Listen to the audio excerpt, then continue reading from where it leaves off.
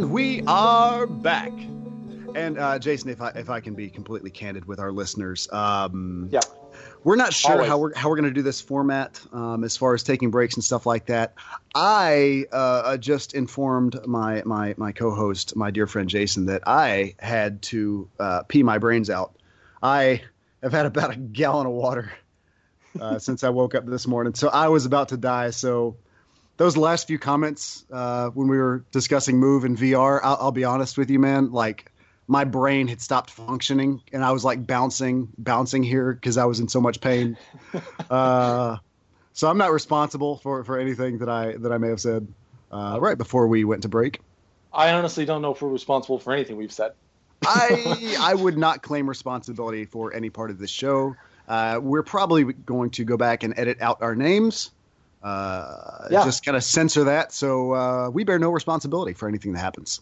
Yeah. I mean, I do like the idea of being very transparent. So I think it's good to inform anyone listening that we have abandoned the show notes, which if you've listened up to this point, you probably already guessed. I don't know. It'll. I guess we'll have to go back and listen, but it feels like we've been pretty smooth so far. Yeah, no, and it's completely fine. I mean, I would rather have a series of honest conversations where we just talk about a whole lot of stuff. They have to be kind of, restrained by strict show notes or an outline. Yeah, and I guess I'll also take the opportunity to say, this is, again, it's just us being honest and just enjoying a good conversation. But if you have any ideas, any questions, comments, snide remarks, stuff you'd like to hear from us, you can always reach out to us. And do we have everything set up for people to reach out to us, I believe, Jason? Everything will be good to go as soon as this is posted. Oh, very good. So yes, yeah. So we'll drop all the information for you. But yeah, like we always welcome people to reach out and ask questions and get involved and just make this a group effort, I guess, so to speak. Yeah, 100%. Like we may be talking about a lot of stuff in a very roundabout way. So if we got something wrong and you want to call us on it, tell us. You can shoot us an email. You can bug us on Twitter. Like anything you got. Love us, hate us, give it to us. Well, to jump back into our discussion, right before the break, we were kind of talking about some different technologies that had come about through the years, the Move and VR. And we had mentioned this twice. You've mentioned it. I've mentioned it. So I believe it's time we get into E3 and the biggest game show of the year. See what we expect, what's announced. Expect nothing, and you'll probably still be disappointed. Yeah, that seems to be. Of course, I'm talking about Nintendo. For all the Nintendo fans out there, don't get your hopes up. Just keep them. Just press down. Just when that hope starts to rise, no, just stop it. Just press it back down. Don't let it get out of control on you. Just remember who you're talking about. Now, I need to preface all this by saying the reason why I'm giving Nintendo a hard time is they have done something that I don't think any of the platform creators or holders or manufacturers, whatever we want to call them, the first parties have ever done. And that is this year at E3, Nintendo's presence will be apparently solely focused around one title, and that is The Legend of Zelda. Now, Zelda is my favorite franchise. Ocarina of Time is maybe my favorite game ever. Definitely top 3 if it's not the favorite. So I am a huge Nintendo fan. I think at this point in time I can call myself a loyal Nintendo fan for as long as I've stuck with them. So we can make a little fun. We can bust a little balls just because we love them. Like, I love Nintendo. I really root for Nintendo, maybe more than anyone else in the space.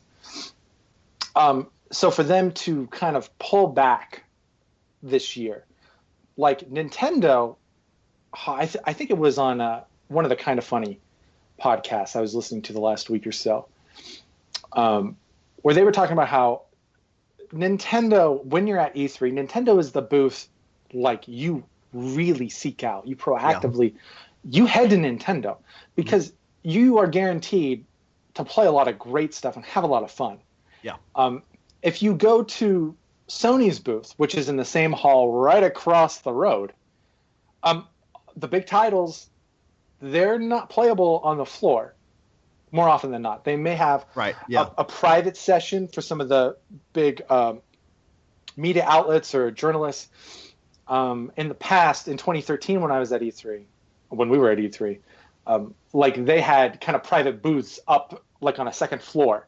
Yeah. That was reserved just for the big boys. And last year at E3, you couldn't play some of the games that they showed off at their press conference, like Uncharted 4 and Horizon and The Last Guardian. There was a showcase, about a 45-minute long showcase, where they played chunks of each of those 3 games. And you would walk into a theater, watch like 15 minutes of Horizon, then the entire theater would get up and move to the next room to then watch 15 minutes of Last Guardian, and then finally 15, 20 minutes of Uncharted. But you don't get the hands-on approach all the time. Now with Nintendo, sometimes one of the big titles, if they're not ready to be played, Nintendo's not going to let you play them. Anybody? No one. Nobody gets to touch that bad boy. Oh man, I think it was 2013 when they revealed Smash Brothers for Wii U and 3DS via their Direct. Like that was not playable on the floor. They had videos playing the whole time as Smash Brothers. But you had to wait till the next year in order to actually get hands-on. Yeah. Zelda is a title that's been like that in the past. Like we've seen Zelda now at several Nintendo Directs because Nintendo has foregone having a press conference like Microsoft or Sony, and they're instead having they like having Directs which are very polished, edited video presentations better than live stream. Which, actually, I mean, I don't blame them for making the change because the last live conference that Nintendo had was 2012, and it was the Wii U launch year. And that was a conference that was, oh man, criticized is putting it politely. When you're a big title, for your console launch is NintendoLand, and they end the conference not on some big like revelation or big announcement. They didn't say, and now here's Metroid Prime 4, or here's Mario Galaxy 3. You wanted Zelda, you got it. It wasn't anything like that. It was, here's some fireworks, animated fireworks from the great theme park of NintendoLand. One of the best moments of E3 history. Well, in a way.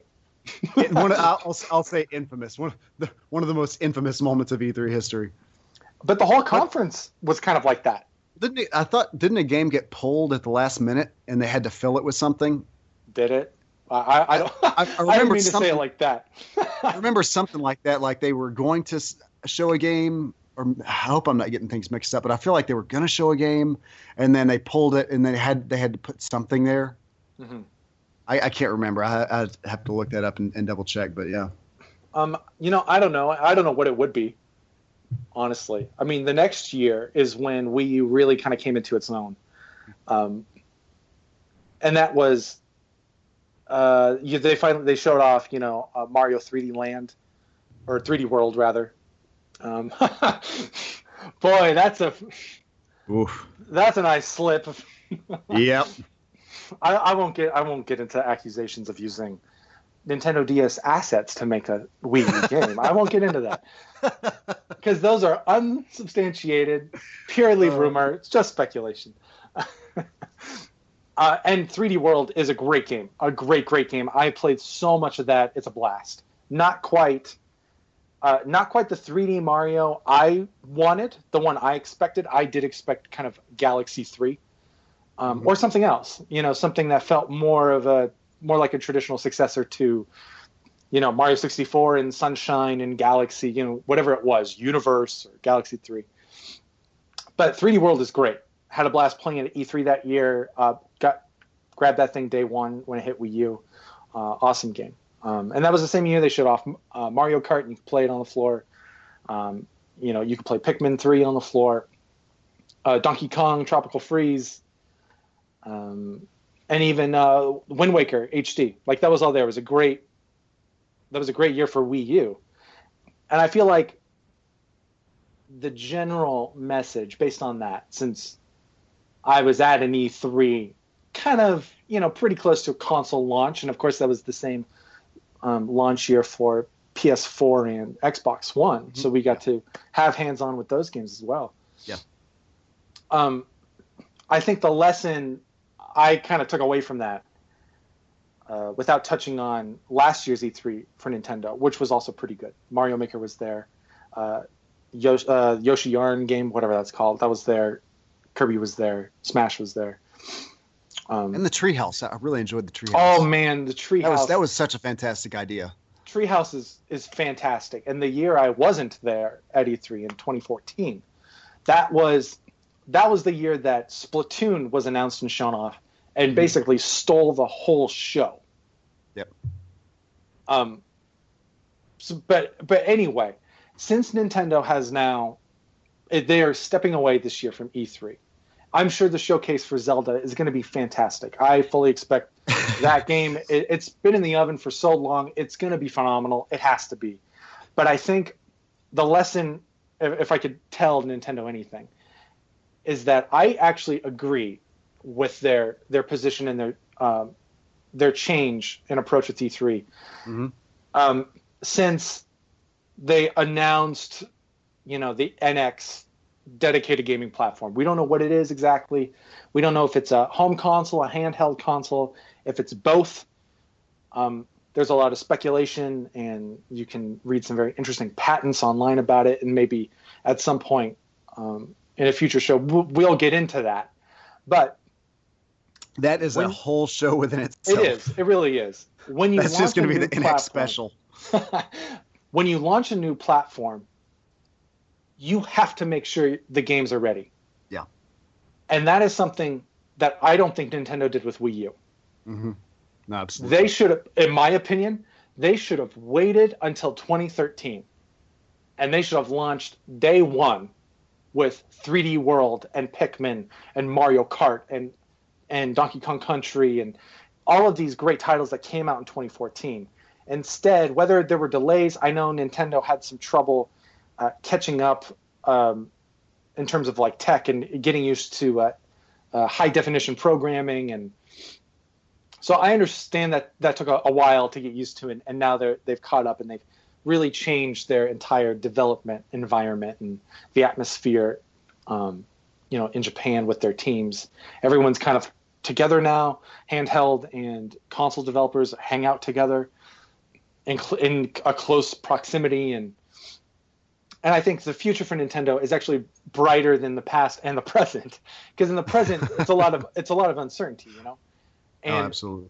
From what I've heard, then the NX delay, there was a lot of expectation, and I believe NX was scheduled to launch November this year. I think it recently got bumped to March next year. But I've heard, and Nintendo has alluded to, that NX was moved because the games weren't ready. Mm-hmm. And right now, I will applaud them for that decision. And I'll add not just their own games, but I think they really need to make sure that third party, the third parties really come on board for this as well. So they've got to have those games there day one as well.